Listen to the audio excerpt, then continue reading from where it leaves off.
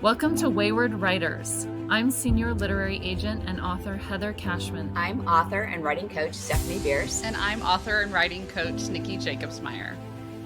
Our mission is to nurture and enrich established writers throughout their publishing journeys. We welcome all genres, age groups, and publishing paths through video podcasts, online webinars, in-person retreats, and more. We're here to help you conquer your path. Welcome, everyone, to this episode of Wayward Writers. We are, I don't know if we're excited for this episode because Sure we are. It's necessary. It is a necessary episode. I think that this episode is going to be for every writer who's ever tried to write anything ever. And live a life. And live. Yes.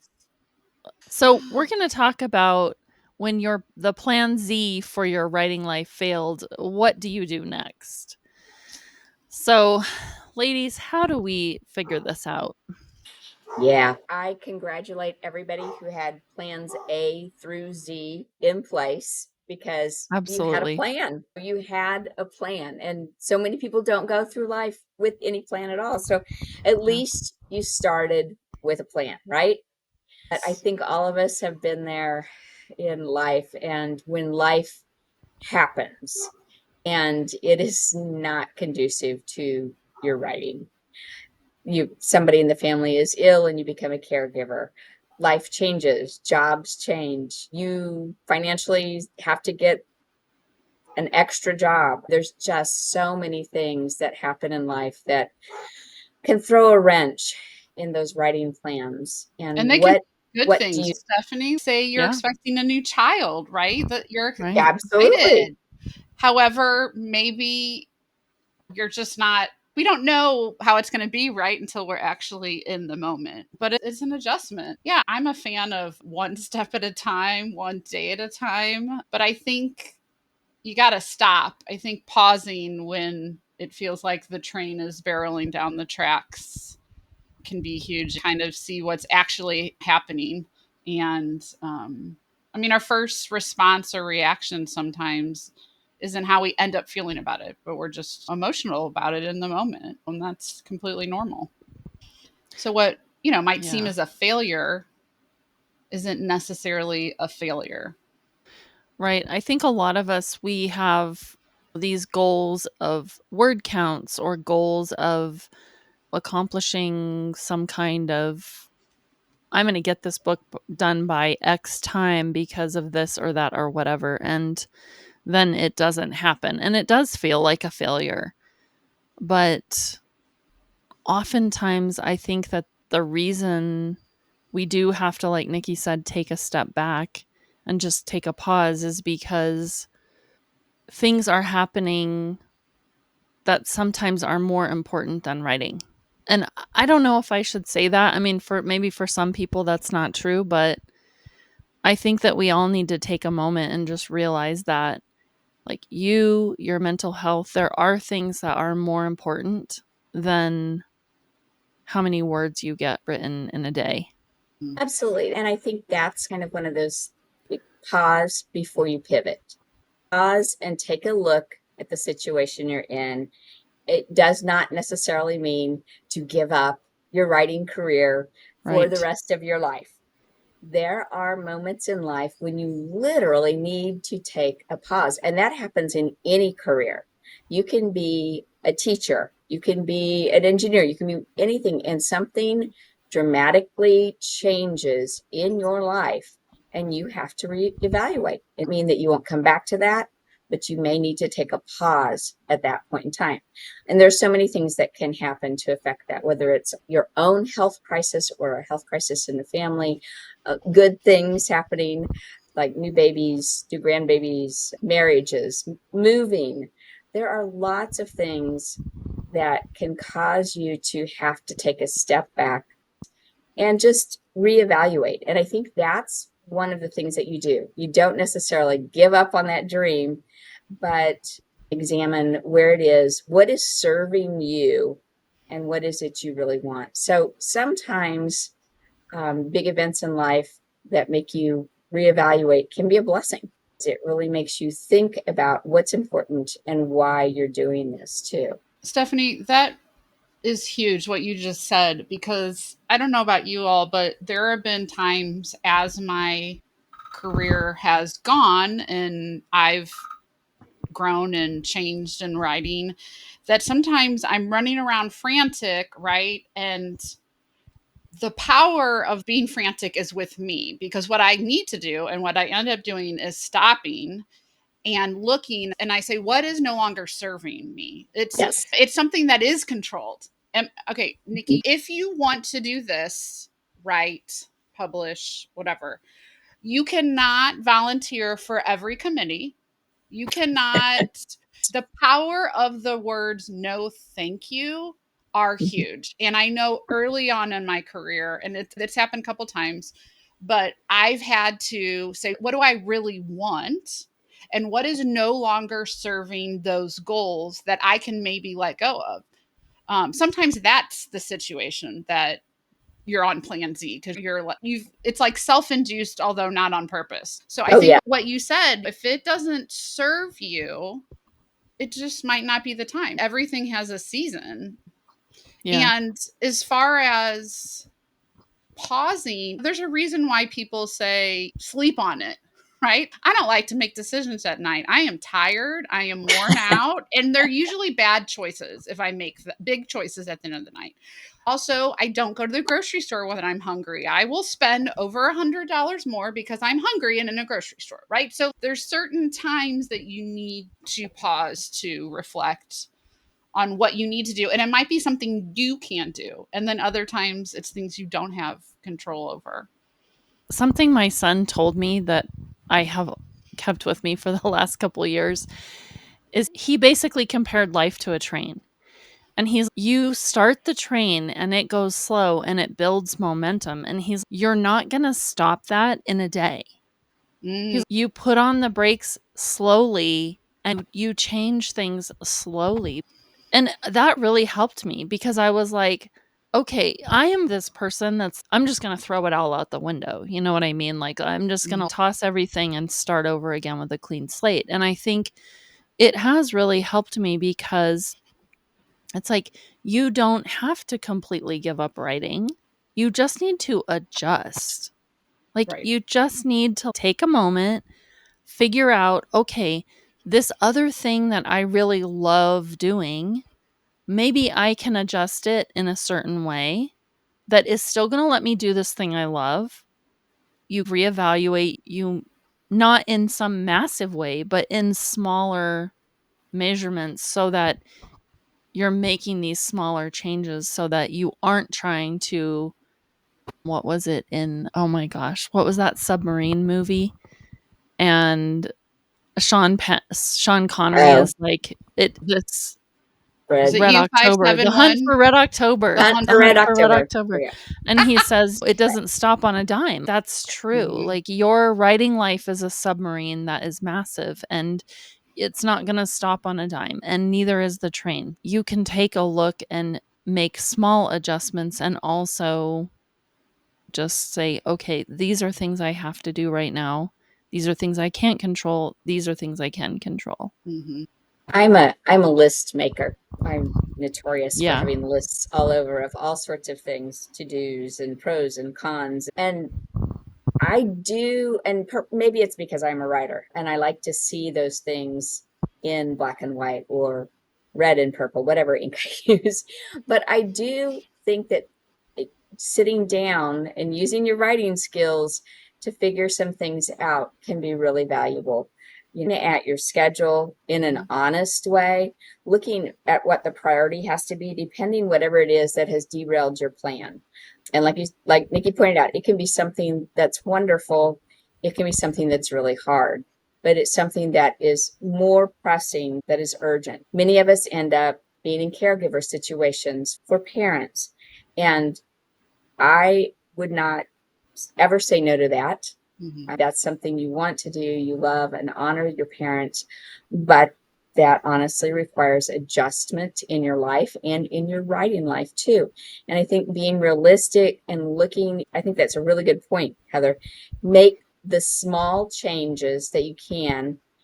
And if you need to allow yourself, I'm still going to try and write, but maybe it's only this time that I have, and block that out. So I think making a plan, building a new map, and a new idea of what you can do at this point in time is really important.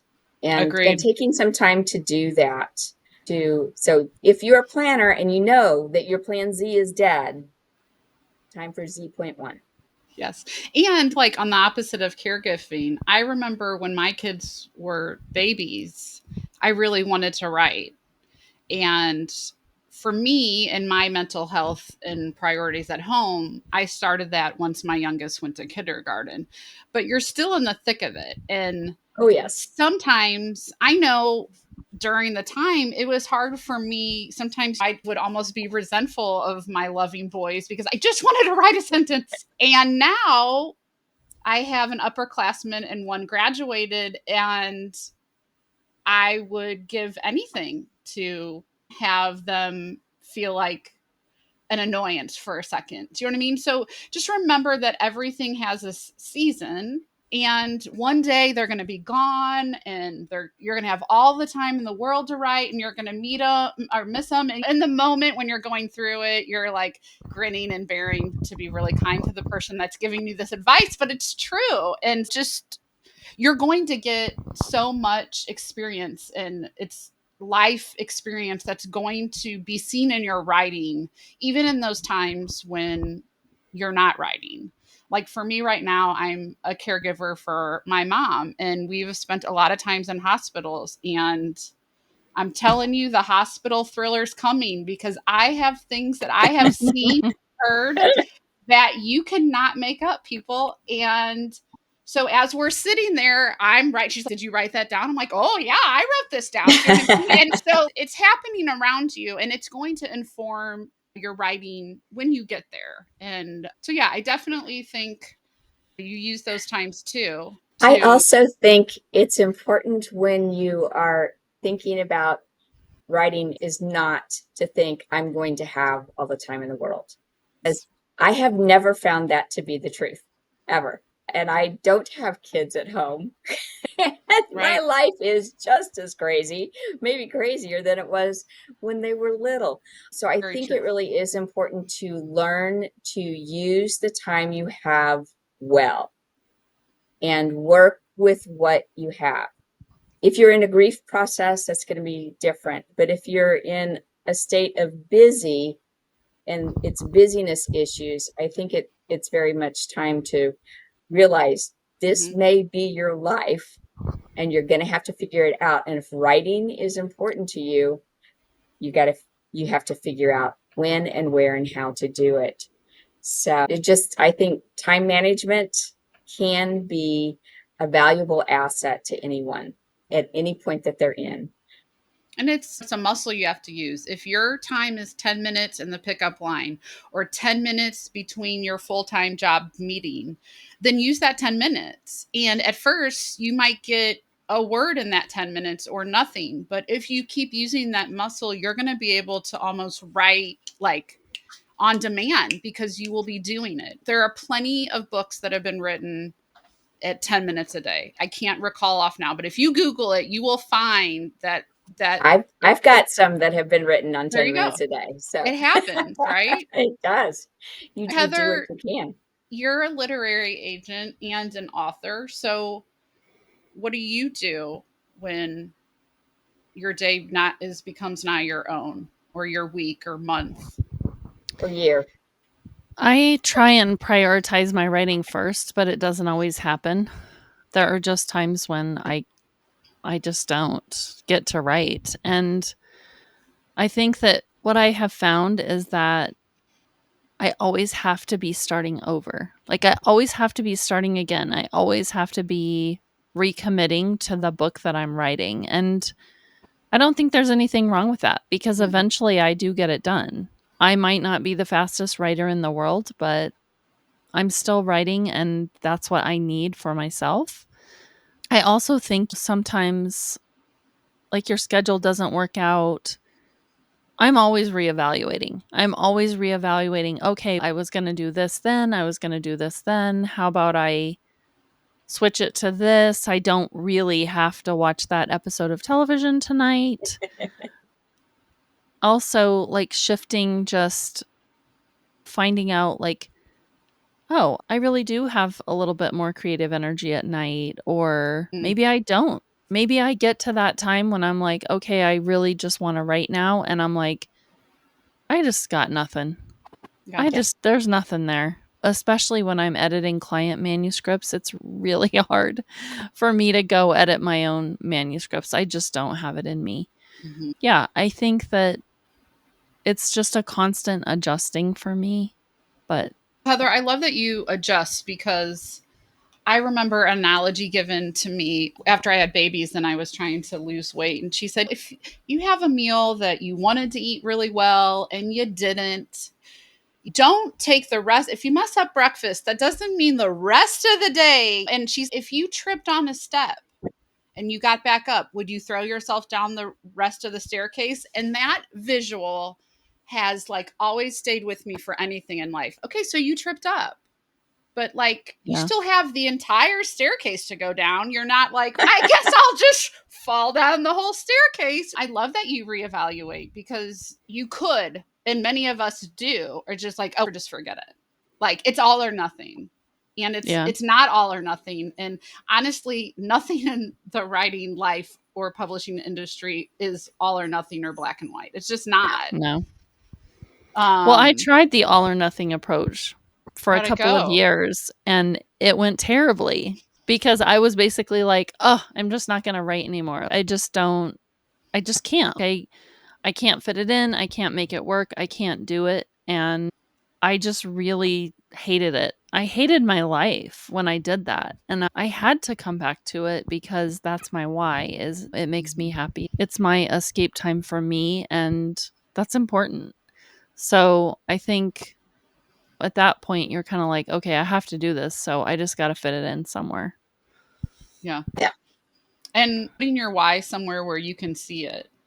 I read somewhere by a prolific author that said, you have to fight for your right to write.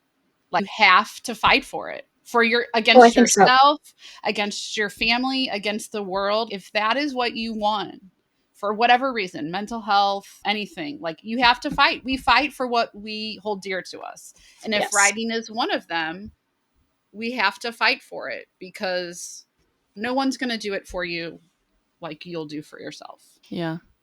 And that's What the happened? non-negotiable. Like I think Mhm. you have to set these like non-negotiable parts and say this is something that I need for me. Yeah. So what happens if it's not just a time management issue?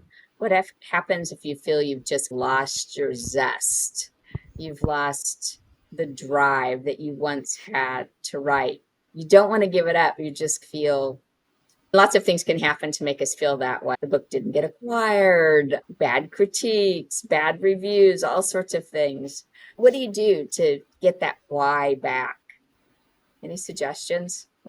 I would recommend changing like format. Or, for instance, if you're a novel writer and something has happened and you're on plan Z and you don't have the time or energy to write 100,000 words, maybe it's time for you to enter contests and with short stories or a poem. It's a smaller amount, but you're working that muscle. It's bringing you joy. It's something that you can maybe finish easier than something else. Or maybe it's just journal writing. You don't have time for any whatever, but you just need to word vomit on the page. I think sometimes you just need to change up how you're doing it. And sometimes that's by asking other people, like, hey, what have you done that's ignited your passion? Again, I like, community. yeah, I think I like that. yeah, me too. I think also like what I have found is that being a novel writer and writing things that are 70 to 90K, it's It's tough. And I think you need to either in your mind break it up and say, hey, I am accomplishing this amount and that makes me feel good. Or because we need that dopamine, we need that Mhm. positive affirmation. We need to feel the accomplishment of something. I think often that's what happens to us is that we aren't accomplishing some massive amount of work that we've put it in our heads like, oh, it's this entire book is a win. But that's not necessarily true. Like you have to break up the wins and you also maybe you shift into a shorter format like Nikki was saying, or you shift into all of my traditional publishing doors have now closed on me. Okay, I'm going to just take this book and I'm going to try something else. I'm going to try to self publish it. I'm going to see how that goes. What are you going to lose? Nothing. What you haven't lost anything. Mhm. Adventure. Yeah, exactly. Like I think sometimes we just have to reframe, try different things, shift our thinking a little bit, but find ways to get the win. Find ways to get those positive affirmations where you're like, hey, I completed this thing. That's one of the reasons I used to love gardening so much is because, hey, I can pluck that tomato and I can eat it. And, or I can knit that booty and hey, I have accomplished something Mhm. Yeah. and it actually helps me keep writing because I'm like, okay, I'm getting positive feedback in some other places and I'm still having fun with my writing. Yeah. What do you think, Absolutely. Stephanie? What is something that helps ignite your fire again? I like trying something different when you're stuck in the same thing. Sometimes just trying something new, whether it's a different genre, a different, I don't know, poetry, Mhm. journaling. I think just trying something new and being open to it, and you may fall in love with it. It may be the next place that you want to go. And if it doesn't, at least it's keeping you writing. I think one thing that we all need to do is really find ways that we protect our creativity. Sometimes for me, that's even doing something else, like Heather was talking about, that is creative, whether it's knitting or something that else that uses a different part of my brain and will allow me some freedom. And it's amazing how you get ideas when you try and use a different part of your brain in a different creative way. Mhm. I've taken up watercolor. I'm no good at it, but it's a lovely way to express myself differently and I get ideas. So I think allowing yourself to experiment, whether it's with your writing or other forms of creativity, um, that's important. Protect your creative self because that's where your writing comes from. Is whether you write fiction or nonfiction, it takes creativity and imagination, and you need to take care of that as much as you can. I want to Mhm. tag on to that because I think that one thing that I see a lot in writers is that they write their first book and then they rewrite their first book Oh, and yes. then they rewrite their first book and then and they hang on to it so tightly that everything they do gets wrapped up into that one project. And I think that it's a real disservice that people do to themselves because there are a lot more ideas out there. There's a lot more that you have as a writer to give. And I think a lot of times we do get wrapped up in that specific loop of doing the same book over and over again and it doesn't let us let go, right? Like we are wrapped up in that one thing not working. And don't you think, I feel like this is where critique partners, groups, accountability partners can really help because, yes, we're there to critique words, but also some of my best moments I've had is when my critique partner is let it go for the love. Or Yeah. like, we'll come back to it. Let's check back in 2 years. Like, just, I can't Yeah. read another draft of it. I just can't. Or Yeah. Or you are communicating with them like fresh input. Hey, what have you experienced in your 2 decades of writing? I haven't written that long. What am I missing? What have you done? And sometimes you need someone to give you a loving kick in the tush, and you being like, it's important for my mental health or for this reason to write. I want to write once in 2 weeks. And then that person being like, great, I'll reach out to you. And did you write in these 2 weeks? No, I didn't. Why? And sometimes it's really valid reasons. And sometimes maybe it's not. Maybe the fear has crept in because it's been a long time, because we've been dealing with whatever. And that's where sometimes another writer, no one will get it except another writer. Yeah. I Because, just think it's important to protect your creative identity by being more creative in different ways. yes, Yes. good point. Absolutely. And there are situations where you're caregiving, you're a busy mom. There are other creative things that you can do. Writing with your kids, journaling with an elderly parent. There are things that you can do that are small and little and creative that can keep that spark going. If you just allow yourself to think outside of that box. It doesn't always have to look like the 80,000 Right. word novel. It Right. can, it may look differently, and you may go back to that. But I think allowing yourself, allowing that point where you can try something new, giving yourself that freedom to do that is protecting your creativity and protecting you.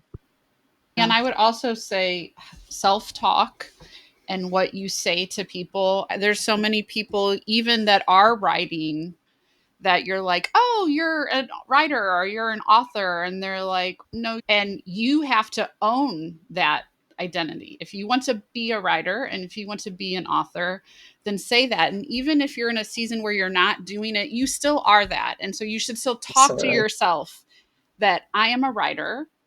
And when what do you do? I am a writer. You're not, I did write, but then I had 2 kids. No, what we say to ourselves, don't belittle what you've done because you're in a season of something else. And remember that there are seasons. Right. Seasons change. Unless you're on the equator, then they don't change very much, but you still have rainy and dry. But the But days do, and the months the do, and days the do, years. things Yes. change. And you may be in this season that feels, I call it slogging through the swamp. I Mm-hmm. had many seasons in my life where all I'm doing is just slogging through the swamp, and it ain't fun. Mm-hmm. But eventually you do get out of it on the other side. And that is self-talk too. This, and I am slogging now, but I'm gonna see the end of this. Right. And there, and the crocodiles are not gonna get me. For sure. I think it's rare, though, that you don't have 10 minutes that you can't devote to writing. You know what I I mean? think you're right. Even if it's just I'm going to get up and when I'm sitting on the toilet, I'm going to write. Yeah.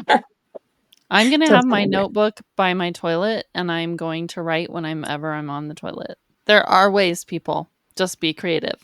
there are. And again, like what Nicki was saying, like even if it's not 10 minutes a day, maybe it's Thursday morning, you've got an hour. Right. Make it precious, yours. And for those of you that have read Twala Tharp's The Creative Habit, one of her exercises, she recommends going to a place you love or whatever every day for 30 days. Hear me out here. So say you are caring for someone and you are going to a nursing home or you're going to a hospital. Pick something there in the building that is beautiful, and every time you go, jot down in your notebook, in your phone, what you're thinking, what you're feeling. Like that is being creative. And you are Yes. Yeah. there. Like conform it to your life at the present. Ex- Mm. Excellent advice. I think that is what you have to do. You have to make it work in where you are right now. And it may look really different than your Yes. plan did. Yeah. And it may suck, but you can do it. You can change it and you can Yeah. keep going. And that's why you have our community here. We will encourage you. Yeah. Your Yeah. writing people, find your people and get that encouragement to keep going because It's your creativity, and sometimes it's your sanity too. Right. Yeah. And take advantage of technology too, because Yes. there was a time when I was really struggling to write and I was having a hard time getting back into it. And every day that I went walking, I would take my phone and I would turn on the microphone and I would write myself an email. And those became chapters of my book.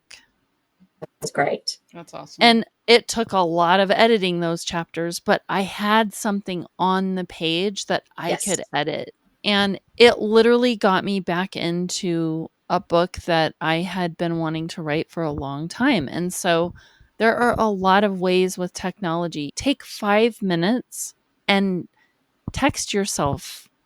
Like, I actually knew an author had a disability and she wrote entire novels on her phone with her thumbs. Wow. Like, That's We're inspiring. impressed. it was amazing.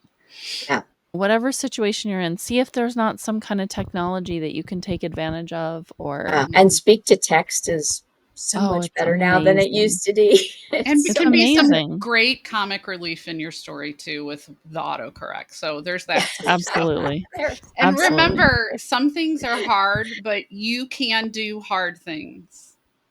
You can. Yeah. You Yes. have, you will, and do what you need to do. As far as for me, there's a lot of prayer going on and meditation Absolutely. and forest bathing and walks and all those. So do whatever restores you. If you don't know what restores you, find out. Find out. How do you Yes. get back Try to different center? things. How do I you get do. grounded?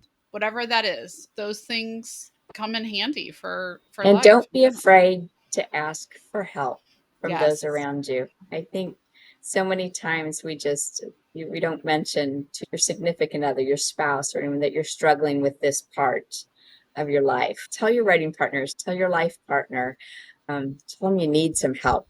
And you may be amazed at what they can come up with that you aren't able to see. Right. So Right. don't be afraid to ask for help. I feel invigorated. I do. All right. Good. We hope you all do too. Go paint something. Thank you for joining us on this episode of Wayward Writers. Let's connect. Find us at waywardwriters.com, X, Instagram, YouTube, and Facebook. See you next time. Conquer your path.